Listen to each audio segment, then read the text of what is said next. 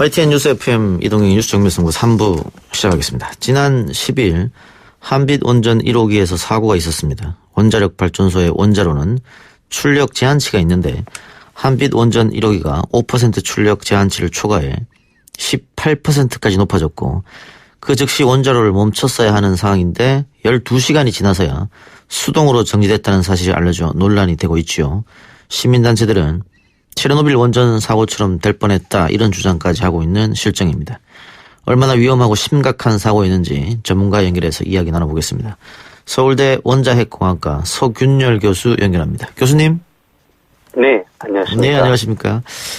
자, 사고 경위를 먼저 좀 살펴보지요. 제어봉 검사 도중에 원자로 열 출력이 18%까지 급상승했다. 출력 제한치는 5%. 즉시 원자로를 멈췄어야 하는데 12시간 지나서 정지했다. 이번 사고의 심각성 어떻게 보십니까? 일단은 그런 일이 하나 있어야 되는데요. 그러니까 예. 첫 번째는 이거는 이제 자동차로 치면은 제어 장치니까 브레이크죠. 예. 이거는 운전면허를 가진 운전사가 작동을 해야 되겠죠. 근데 면허를 갖고 있지 않다고 합니다. 않았다고 합니다. 예. 없어요. 예. 근데 어쨌든 간에 이 제어봉이라고 하는 거는 천천히 규정에 따라서 빼내지 않으면 갑자기 원자로가 뜨거워지고 또 이제 경우에 따라서 물이 끓을 수가 있어요. 그래서 이제 그 기술 지침서에 5%를 1분 안에 넘으면 안 된다는 규정이 있는데 예. 그걸 먼저 넘겨버린 것이죠. 그러니까 위반한 겁니다. 그리고 위반하게 되면은 즉시 원자로를 멈춘다. 그러니까 꺼내던 제어봉을 다시 모두 집어넣어야 되는데 그렇지 않고 11시간 뭐 거의 12시간 돼가지고 집어넣었단 말이죠. 예. 그러니까 이 두 가지가 절대 있어서는 안 되는 건데 다행히도 보조급수라는 게 들어가고 해서 시켜졌으니 망정인데 그렇지 않았으면은 물론 출력 폭주라든지 체르노빌 같지는 않겠지만 예. 조금 위험한 상황이 될 수도 있었을 겁니다. 조금 위험한 상황이라면 어느 정도일까요?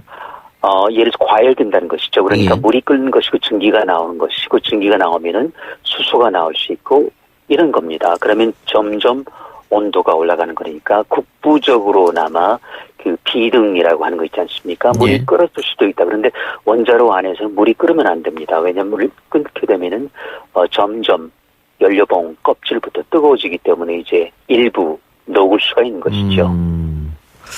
그 제어봉이 아까 자동차로 치면 브레이크라고 하셨잖아요. 네네. 예. 그런데 교수님도 말씀하셨지만은 이거를 면허가 없는 사람이 조작했다. 네. 이것도 상당한 심각한 문제가 되는 거죠. 네, 그게 사실이라면은 있을 수 없는 일이고요. 물론 경우에 따라서는 면허증을 가진 사람의 관리, 감독하에 예를 들어서 보조원이 할 수는 있습니다. 예. 법적으로 문제 없습니다. 그런데 그게 아니었다면 그러면 이제 안전관리에 커다란 구멍이 뚫려 있었던 것이죠. 이게 매뉴얼이 있을 거 아닙니까? 그렇죠. 당연히 있습니다. 그럼 그 그래서, 매뉴얼을 다 어겼다는 이야기네요. 그렇습니다. 알게 모르게 어긴 것이죠. 물론 그 면허를 가진 조종사, 소위 운전자가 있었을 수도 있는데 어찌됐든 간에 감독을 소홀히 한 것이죠. 예. 그렇지 않고는 이런 일이 일어날 수가 없습니다. 예. 출력 제한치가 5%인데 18%까지 높아졌다. 이거 네. 어떤 의미입니까? 조금 쉽게 설명해 주시죠. 그러니까 일종의 5%, 이거는 사실 이제 1분 만에 5% 이상을 넘기게 되면은 그다음부터는 최악의 경우에는 그 소위 이제 폭주를 하게 된다고 하는데, 그러니까 원자로가 소위 통제하기 힘들 만큼 뜨거워질 수 있는 가능성이 있어. 꼭 그렇게 된다는 게 아니라 그럴 가능성이 있기 때문에 기술 지침서는 무조건 5%를 1분 동안에 넘지 않게 조금씩 천천히 그 제어봉이라는 게 쑥 나오는 게 아니고 톱니바퀴처럼 물려 있어요. 예. 그래서 이제 몇 바퀴씩 예를 들어서 6바퀴, 12바퀴 이렇게 착착 돌려가야 되는데 아마도 감독이 소홀한 틈을 탔거나 아니면은 그 조종사가 몰랐거나 해가지고 성급하게 뽑아버리면은 어떻게 되냐면은 그 안에 중성자라는 것이 있는데 이게 이제 해결로에 더 많이 들어가게 되죠. 그러면 일종의 성냥불 같은 거니까 이제 불이 더 많이 붙는 것이죠. 그래서 천천히 규정에 맞게 빼야 되는데 어떤 이유로 해서 빨리 빼버렸으니까 그 원자로에 불이 조금 더 많이 붙었는데 다행히 물이 들어와가지고 시켰습니다만은 만약에 제때 물이 들어오지 않았다면 이제 국부적이지만 과열되고 끓을 수도 있다. 일단 물이 끓게 되면 복잡합니다. 예. 후쿠시마 같은 상황이 되는 것이죠. 어허. 그러니까 5%가 넘으면 위험 가능성이 상당히 높아지기 때문에 5%를 유지를 항상 해야 되는데 그 이하로. 그렇습니다. 꼭 지켜야 됩니다. 예. 이 제어봉을 잘못 조작했든 네. 어쨌든 간에 이게 18%까지 올라갔기 때문에 상당히 위험했다 이 말씀이군요. 그렇습니다. 무려 이거는 단순한 실수라고 보기 너무 크죠. 3배 이상 거의 4배 가깝게 올라갔기 때문에 굉장히 심각한 적으로 그 당시에는요. 5월 10일 당시에 오전 10시 33분에는 위험한 상황이었죠. 어쨌든 간에 그 이후로 제어봉을 모두 집어넣고 이제 정상 회복을 했다고 하니까 그나마 일단 수사 결과를 지켜봐야 되는 것이겠죠. 지금 한수원에서 12시간 동안 원전 가동 중지를 안 한 거에 대해서 이미 제어봉을 집어넣어서 안정화가 됐고 5% 이상이 되면 원전 가동을 중지시켜야 된다는 규정이 있는 걸 몰랐다 이렇게 해명했는데 이 해명은 어떻게 생각하십니까? 그러니까 그 해명이 사실이 아니기를 바랍니다. 이거는 배임이거든요. 있을 수가 없는 상황이에요. 이거는 그 원자로를 하나 두 개 운전하는 회사도 아니고 하루 이틀 한 회사도 아니지 않습니까? 예. 그리고 안전 위주 그리고 정말 성능 좋은 원전을 자랑하는 대한민국에서 이런 일이 일어났다는 거는 정말 상상하기 힘들어요. 있을 수 없는 일이 일어난 겁니다. 절대 그래서는 안 됩니다. 지켜야 됩니다. 법은. 그 시민단체의 주장은 체르노빌 원전 사고 때처럼 될 뻔했다 이렇게 얘기했는데 교수님은 아까 그 정도는 아니다 이렇게 말씀하셨잖아요. 네. 그거는 체르노빌 같은 경우는 아예 안전장치가 완전히 빼져 있었어요. 그러니까 브레이크가 안 들어갔을 때 제2, 제3안이 있습니다. 우리 같은 경우는 다음 조작해가지고 들어갔지 않습니까? 예. 그리고 또 물이 또 들어와서 식혀졌지 않습니까? 그런데 체르노빌에서 이 두 가지를 다 아예 불능화시켜버렸어요. 그러니까 애시당초부터 체르노빌만큼 갈 수는 없지만 그럼에도 불구하고 우리가 그 안전이라는 거는 아무리 강조해도 그 부족함이 없으니 그만큼 더 조심했어야 되는데 하는 좀 아쉬움은 남는데 그렇다고 해서 체르노빌처럼 소위 그 출력 폭주 이거는 물리적으로 있을 수가 없는 일입니다. 예. 그 체르노빌은 사태가 일어나고 나서 그 지역이 완전히 사람이 살 수 없는 동네가 돼버렸지 않습니까? 그렇습니다. 지금 가끔씩 예를 들어서 이제 그 자연 생태계는 복원되고 있습니다. 야생 동물이더라고요. 그렇지만은 그쪽은 이제 완전히 그 사실 신재생 도시로 탈바꿈하고 있지 않습니까? 그래서 이제부터는 이제 그 주민들이 조금씩 들어가고 있습니다. 그러니까 그 프리피아타라고 하는 도시가 살아나고 있는데 그동안은 정말 그 유령 도시가 돼 있었죠. 살 수 없는 곳이었습니다.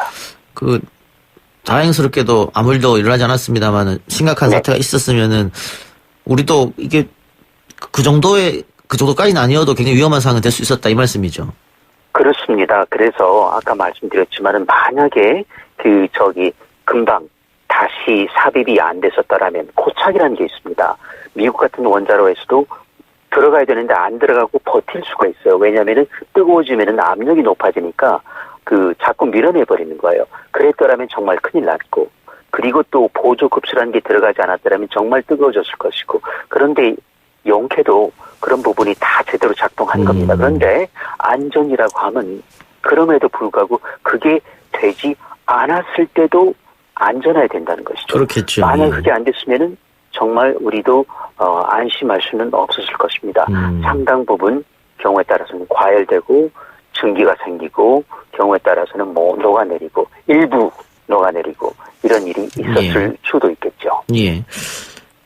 매뉴얼을 한손에서 어겼고 또 운영 기술 지침서에 명기되어 있는 것도 어겼는데 중요한 것은 다시는 이런 일이 일어나면 안 되는 거 아니겠습니까? 그렇죠. 근데 한술 더 떠가지고 그게 있다는 걸 몰랐다고 하니까 그거는 정말 이해가 안 됩니다. 그럼 교수님 봤을 때 재발 방지책은 어떤 게 있어야 될까요? 그러니까 갑니다. 절대 이 소위 안전의 끈 이걸 놓으면 안 되는 거예요. 우리가 항상 보통 때도 그 안전띠를 하지 않습니까? 그런데 우리가 운전을 잘하다 보면은 가끔씩 떼어버려요. 지금이 그런 경우입니다. 그러니까 제발 그 매뉴얼이라고 하는 안전 지침서를 숙지하고 또 숙지하고 그리고 보조원이 운전할 때는 바로 그 옆에 있는 정식 직원이 면허를 갖고 있는 사람이 관리 감독을 철저히 아주 간단해요. 예. 이런 걸 소리하다 보면은 금방 큰 사고로 이어질 수가 있거든요. 그래서 안전은 언제든지 처음부터 끝까지 그리고 언제나 지켜야 되는 겁니다. 예. 이런 일이 거의 일어나지 않기 때문에 조금 방심한 건 아닐까 이런 생각도 드는데. 그럴 수도 있고요. 예. 그리고 원자로를 운전하다 보면은 가끔씩은 일어납니다. 그리고 아마 공식화되진 않지만은 미국에서도 일어났었고 그리고 우리나라에서도 일어났을 겁니다. 단지 5%가 아니었을 수는 있죠. 예. 그러다 보니까 괜찮아고 넘어가는 이번에는 5%를 넘겨버린 거죠. 그래서 이제는 정말 다시 한번 그렇지 않아 탈원전으로 어려운 상황인데 예. 지금 이런 안전 문제가 겹치게 되면은 정말 우리 국민께서 원자력을 다시 받아들이기가 쉽지 않을 거라고 봅니다. 알겠습니다. 다른 문제도 좀 여쭤보겠습니다. 어제 한국원자력학회가 방사능 수치로 보면 후쿠시마 수산물 수입은 상관없다. 그러니까 후쿠시마 수산물 수입에 찬성한다는 취지의 기자회견에서 논란이 되고 있는데 교수님은 어떻게 생각하십니까? 그러게요. 그것도 프레스센터에서 기자단을 불렀다면 참 잘못된 거고, 세미나였다면 몰라도, 예. 이거는 아마도 일본 도쿄대학의, 아마 퇴임 교수를 불러다가 들은 것 같은데, 물론, 그분의 연구 결과, 이건 연구입니다. 예. 그리고 연구라고 하면, 그러면 이 교수가, 거기서 나는 수산물, 수백 톤, 수십만 톤 검사했을까요? 네. 몇 마리 했겠죠. 예. 그리고 그동안 수산물일 거란 말입니다. 예. 그런데 문제는 앞으로 하루에 100만 톤이 넘는 방사성 누출수를 이제 바다로 넘깁니다. 그러기 직전에 일본이 왜 이 교수를 보냈을까요? 미리 방어막을 치는 것이죠. 예. 그런데 거기에 왜 원자력학회가 동조를 하느냐? 이거는 이해가 안 돼요. 물론 이 교수가 조사한 몇 마리 생선은 괜찮을 수가 있습니다만은 과연 그럴까요? 그리고 앞으로 방사성 오염수가 100만 톤 넘게 나갈 텐데 그러면은 괜찮을까요? 앞으로가 문제란 말이죠. 그런데 왜 우리 원자력학회가 일본 원자력학회가 해도 우리가 화가 날 지경인데 예. 일본 특히 도쿄전력에 예. 후쿠시마에 면죄부를 줍니까? 이건 잘못됐다고 봐요. 잘못됐다. 근데 교수님도 학회 회원 아니십니까? 그렇습니다. 예. 그런데 저는 사실은 회원 중에서는 조금 이렇게 변방에 중심에는 들어가지 못합니다. 그러니까 밖에 있는데요. 예. 어쨌든 할 말씀은 해야 되는 것 같아요. 예. 이거는 그냥 기술적인 발표 논문으로 끝났다면은 이해가 되죠. 그런데 이거는 기자를 불러서 했다. 프레스센터 이거는 참 격이 맞지 않습니다. 그리고 원자력 학회가 했다. 예. 그러니까 그래서 사실 예. 제주도 학회가 지금 와 있습니다만 예. 내일 가면 한번 도대체 어떻게 된 건지 한번 알아보려고 합니다. 그래요. 알아보시고 저희한테 인터뷰 다시 한번 합시다. 그러겠습니다. 예. 그러니까 세미나에서 이런 주장을 할 수도 있는데 그렇습니다. 굳이 기자들을 불러서 이렇게 이야기한 것은 이해가 좀 안 되신다 이 말씀이죠? 그렇습니다. 그리고 일본 학자도 자인을 했어요. 자기는 이쪽 분야의 전문가는 아니다. 그런데 왜 원자력학회가 이런 자리를 마련한 것이며 그리고 왜 이제 앞으로 100만 톤 이상 방출할 텐데 괜찮아라고 면죄부를 주는 건지 그리고 더욱이 세계무역기구가 2심에서 우리나라 손을 들어줬잖아요. 그렇죠. 예. 그렇죠? 그런데 왜 그걸 또 마치 되돌리는 것처럼 뒤집는 것처럼 이런 발언을 하는 건지 이런 홍보를 하는 건지 이해가 안 된다는 것이죠. 알겠습니다. 교수님 오늘 학회 세미나 중이신데 인터뷰 네. 감사하고요. 네, 고맙습니다. 다음에 다시 한번 연결하겠습니다. 네, 뵙겠습니다. 예, 고맙습니다. 예, 지금까지 서균열 교수였습니다.